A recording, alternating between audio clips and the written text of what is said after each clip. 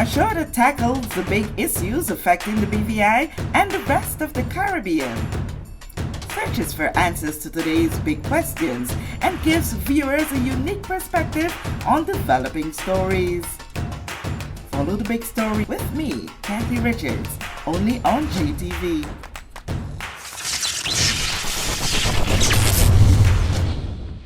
This show is brought to you by the National Bank of the Virgin Islands, Cyril B. Ramney Tertola Pier Park, NV Salon Spa Nail and Barbershop, the Wellness Center, Medical and Behavioral Health Clinics, Ticely Cross Deliciously Smooth Cider, HOV Medical and Digicel, simply more speed, reliability and entertainment.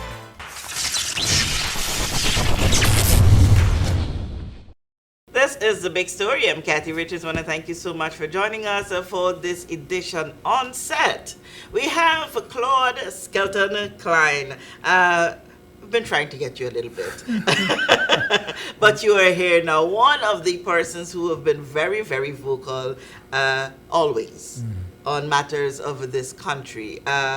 We are in, well, just days out of elections, and, you know, the conversations are happening, and I really want to understand from you your feeling in this time. You've been prophesying, you've been predicting, you've been speaking, you've stopped speaking for the VIP, and you are now very silent on the campaign trail, and people wants to know what's happening with Claude. Yes. Well, Kathy, always good to be with you on The Big Story. Of course, this elections are always about timing, and the geopolitical, in this case, local dynamics are quite different from 2019. Today is, in fact, polling day as we are recording, well, advanced polling, that is. And so the last time that the people of the Virgin Islands had an opportunity to speak in the ballot box was 25th February. 2019, and they have not spoken since. And I suspect that, and I am expecting for them to speak today and on the 24th, Monday, and I think that they will speak resoundingly. I, Claude, Skelton, Cline, with a majority of this population on 25th February 2019, provided the then Premier and the Virgin Islands Party an opportunity to in fact redeem this country, transform the country, set it on a course that I and the majority of this population believe that would have been for the good. I believe that the people of the Virgin Islands made the right decision on the 25th February 2019. The Virgin Islands Party and its leadership thereafter made some wrong decisions that culminated in the immediate former premier on April 28 being detained in a foreign country. And with that said, it has set this course, or I should say it has darkened the darkness, because there were already situations and circumstances that were questionable and at least were creating a kind of angst in the country. And so the people have not spoken. I think that's my point. And this is their chance to speak in a democratic society. And I believe that they will speak resoundingly. I believe that they will be looking for other options outside of the Virgin Islands Party. I certainly will. So whereas I became one of the persons that was the mouthpiece and the face of the Virgin Islands Party in 2019, I am not that person. I think that the course that we are on requires women and men that meets this moment. And I do not see that in the existing complement and composition of the Virgin Islands Party. So I'm looking elsewhere. And like me, I think 90% of this country by now have decided clearly what they're going to do. And we won't know, we won't see that crystallize, of course, until Monday evening, 10:30 thereabouts. Okay, well, you would have said the clouds would have darkened over this territory on April 2028. But I want to think that persons may want to share that the clouds begin to darken over this territory when when the COI was called on this territory. Yeah. Well, there were seminal moments. I mean, clearly that was one, and certainly the arrest of the former immediate premier was another. But it's this notion of a gathering cloud, and so while there were seminal moments in time that made it more pronounced, certainly. We have found ourselves in some unprecedented situations that the country has not known before. And so while we must assess those, and while we must assess those persons for the past so as to take corrective measures in interpreting where we go from here, I think that's what the country needs to be focused on. I think that's what they're focused on, in spite of some of the back and forth and what I'm glad is a very short campaign. I would have hated that this would have been an elongated process. So I'm glad it's short in that sense. And come Monday, we at least I do believe that we will have a new cadre of candidates who have been elected, and hopefully, and I underscore hopefully, it will provide an opportunity to reset the relationship amongst ourselves and indeed the relationship with the United Kingdom. And it will take some time. We should not kid ourselves. We have to behave ourselves out of whatever we have behaved ourselves into.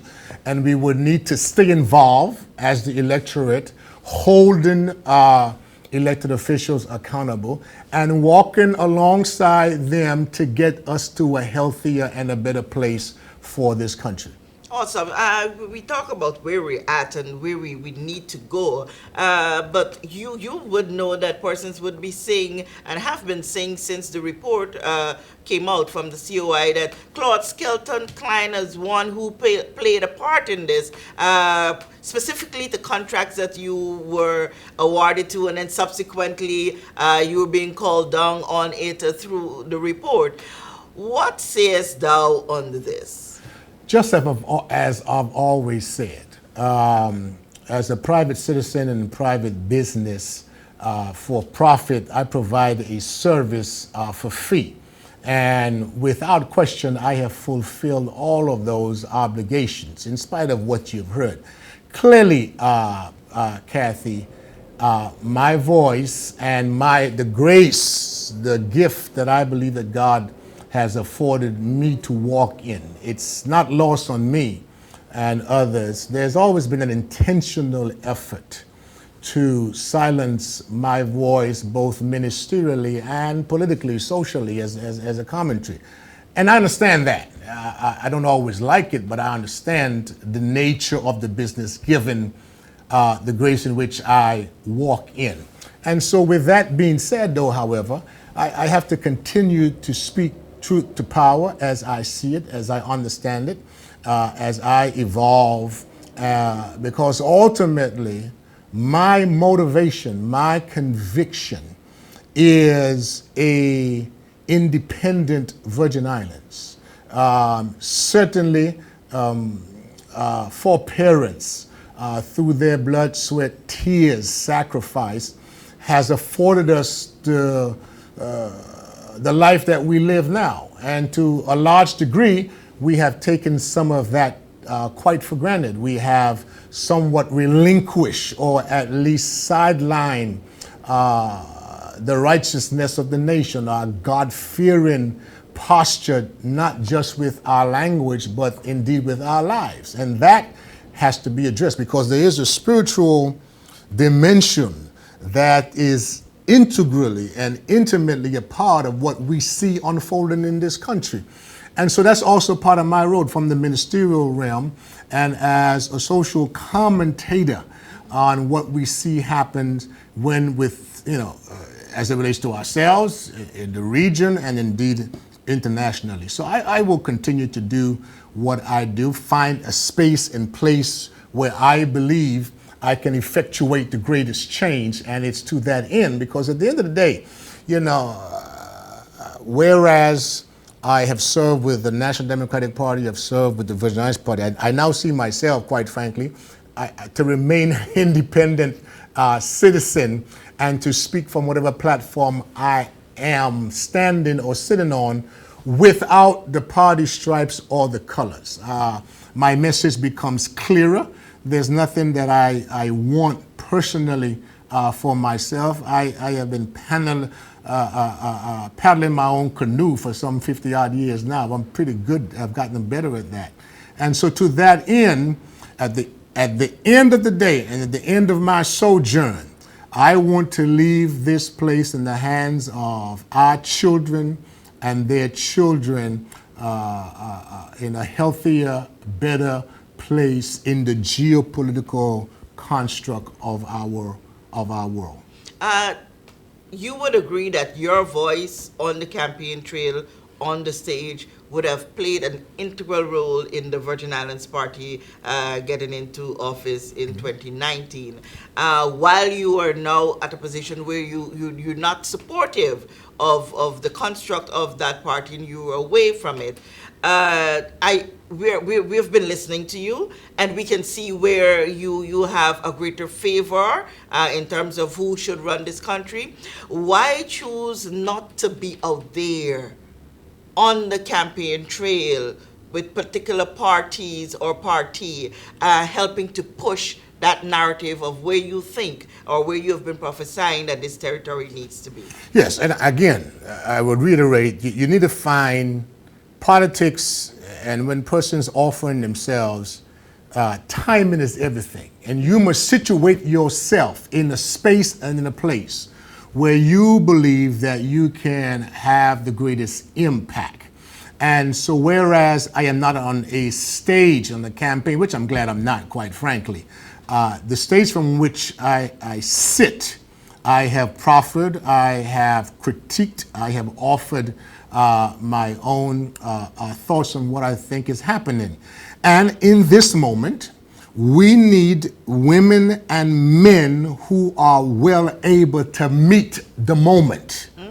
I think the Ronnie W. Skelton and his team, I think Marlon Penn and some of his team are going to be the persons who will form the government. All right, so come Monday. You're frank. Well, You're frank. So let's get really frank. We're at the finishing line. Yes. So you said you see persons from the PVIM and the NDP forming the national government, the new government. Yes. 13 members are going to go into that house. Let's hear your pick from what you have been seeing on the campaign trail. 13 names. What you mean, the individual picks? Yes. Well, on my program, honestly speaking, I have gone through some scenarios and have said what I think needs to happen. When you look at the data is what drives things, right? And then you look at, you couple the data with your own aspiration, what you would like to see happen. And sometimes they always are not congruent with each other. I think at this moment, today, the Virgin Islands Party has an opportunity in the first district. First district, that's Carl Dawson. And the 5th district. Kai Reimer. I don't see any other viable, sure candidacy, re-election opportunity for the Virgin Islands Party outside of those two. If it's outside of those two, I will be quite surprised. Okay. All right? And even with those two, might I add, you have a real race in the first where their brother Chad George, who is in fact a son of the Virgin Islands Party and this movement, may very well take that race. So head to head at the moment. So if I was given the Virgin Islands Party their best case scenario at the moment is the 1st and the 5th.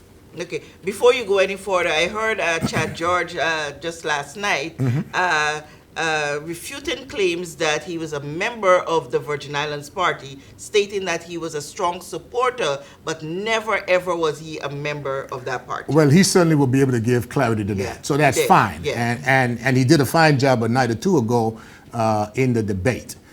Both of those gentlemen are good people. Carl and or Chad, I think will serve the country well. Head for head, the first district has been a Virgin Islands Party stronghold heretofore. They have an opportunity to make some different kinds of decisions. That's up to them. But if I were given what I see in just of the data at the moment, first and fifth, and even in the fifth, you have a real race. Kai, who is a good fellow, and if he decides to continue in politics, he may very well have a good political future. I see Kai as a moderate politician. You know, he runs down the middle. Marvin Blyden, MB, who is a stakeholder with a long history in that 5th district, is a general. And to the extent that he campaigns and pushes, he may very well have an opportunity there. But if I was given the VIP their best chance, that's what I see at the moment. Okay. In the case of the National Democratic Party, certainly I think their stronghold at the moment is their chairman in the 8th, Okay. Honorable Marlon Penn. Honorable Marlon Penn, and at best, at least one at large. Who?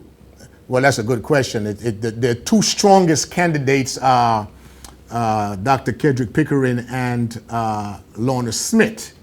And remind me to come back to that in a minute.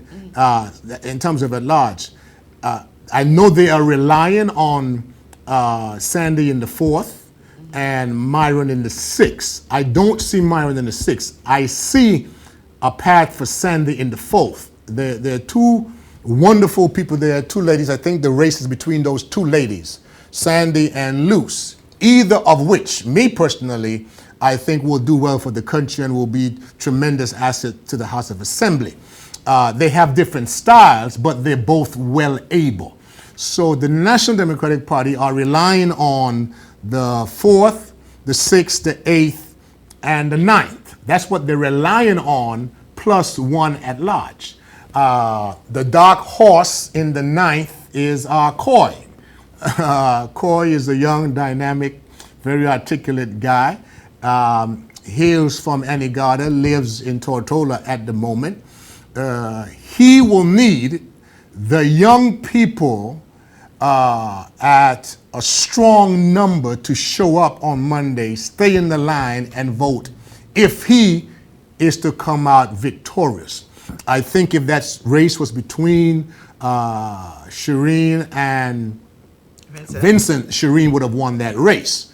But that being said, you have the people of the 9th district has a real choice to make. Whether or not they want to stick with someone who they've known, I'm a strong advocate personally. I would like to see Shireen win that race. Shireen is a strong woman. I'm a strong advocate of women in this year and indeed in this decade. I do believe that a woman should come to the forefront and lead this country in the not too distant future. I was hoping that it could have been in this general election. And who knows? It may very well also still be the case, or at least shortly thereafter. And so I am advocating for Shireen. Shireen did not lose her voice. Shireen did not surrender her courage. She did not suspend her intelligentsia. The sexist and misogynist and male-driven chauvinistic patriarchal society in which we live far too often have a tendency of marginalizing women simply because they're women. We theologize women's inferiority, and all of it is wrong. All of it is blasphemous, even when we invoke the Bible in the name of God and all of it. And so I reject all of that sort of nonsense. That being said, if the people in the 9th district really wants an advocated champion, someone who's proven themselves, someone who's shown spine and chutzpah, then I think if I were in the 9th, I would put the X or the shade for Shireen.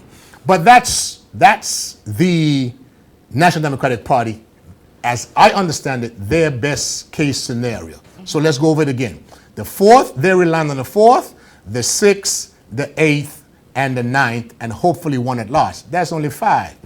Virgin Islands Party has 2. Now, if you talk to a Virgin Islands Party member, I think some of them are delusional as they are, thinking that they have the government already. I just think that's just fantasy.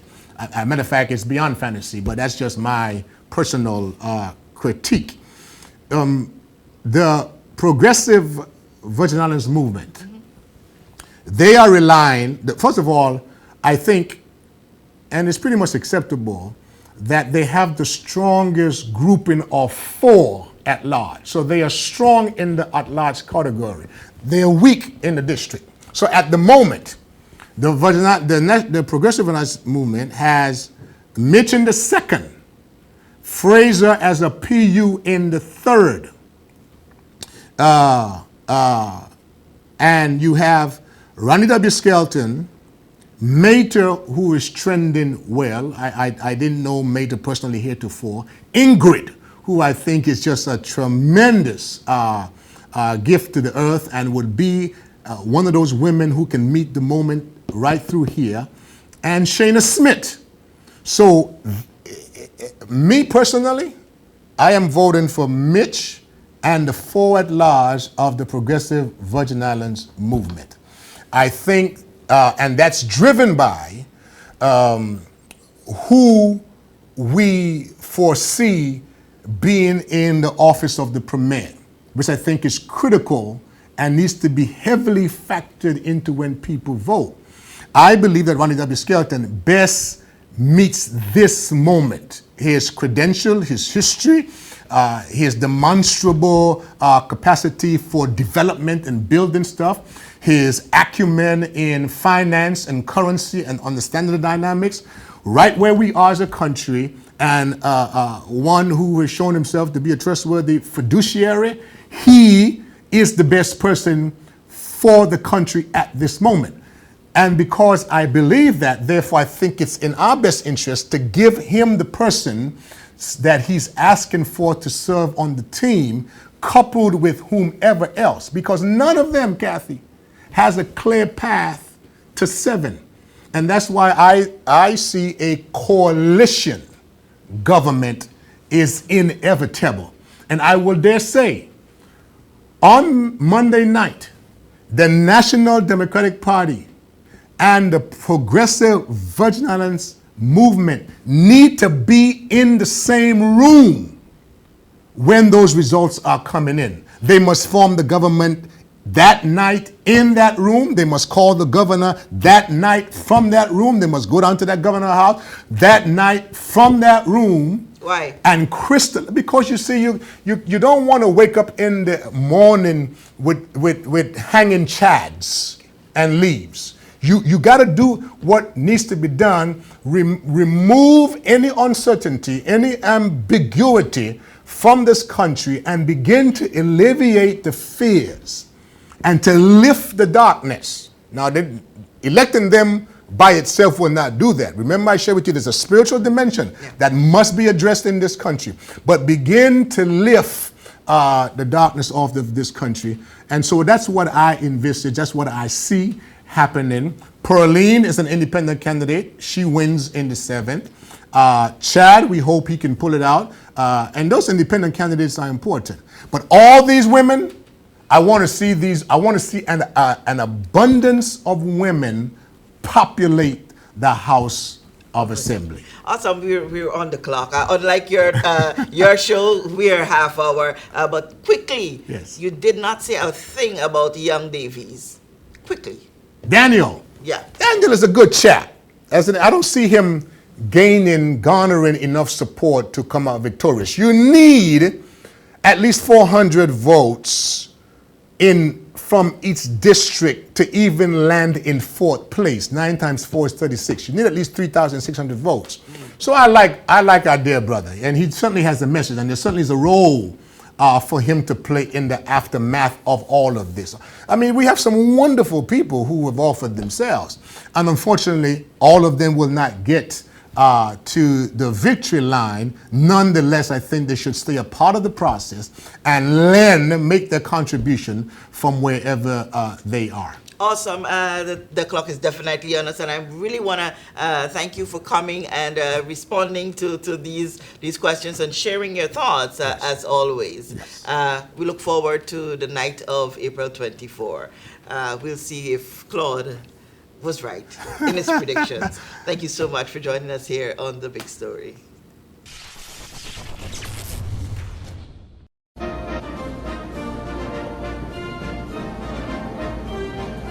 Opiate.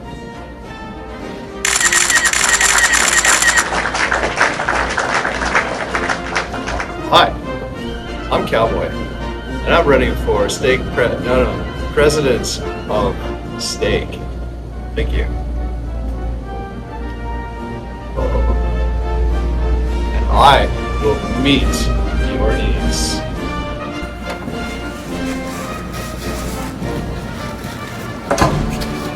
Some bathrooms are so expensive to build, they come with security. But at Staycation Butchers, our meats are affordable.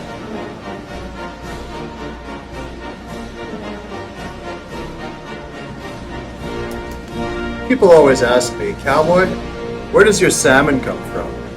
Well, our salmon comes from the water. I vote for Cowboy. As a vote for quality, integrity, and consistency.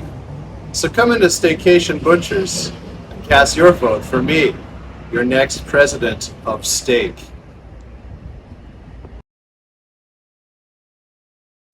Alexandra Durant approves this message. No, I don't. When things get hot like a sauna, you want a Lana in your corner. I'm feeling stronger with Lana in we corner. Our country has more power with Lana in we corner. The future looking brighter with Lana in we corner. We have a real fight with Lana in we corner. Yes, we have a rocket launcher. Lana in we corner. Ready to blow up any monster. Lana in we corner. No retreat, no surrender with Lana in we corner. Yes, we have a real defender with Lana in we corner. We know that where you choose to bank matters, and it is your vote on what your funds do in strengthening our community. As your official Bank of Paradise, we invest and support the lifeblood of our economy by helping in the realization of personal goals for homeownership, education, and entrepreneurial visions, which support small businesses. We make it our place to connect with persons and worthy causes, and we have been doing so for more than 30 years. Where your money goes and what your dollars empower are your choice. And we thank you for choosing us, a bank that gives where it matters the most, for you, for our community, and a happier tomorrow. The National Bank of the Virgin Islands. Everyone looks to the future, but no one truly knows what the future holds. The number of people under the age of 20 with type 2 diabetes could increase by 49% by 2050. Let it be known that we all have a 30% chance of developing hypertension. Globally, more than 300 million people of all ages suffer from depression. More than 60,000 young adults aged 20 to 39 are diagnosed with cancer each year. Obesity leads to problems such as stroke, heart disease, and kidney failure. No matter your race, age, or color, we are all at risk. These diseases can be managed or prevented if caught early. But with the right medicine and the right doctors to keep us on a path to live a robust and healthy life, we will live well.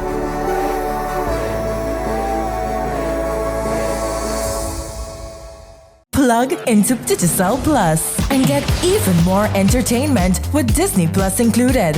The best of Disney, Pixar,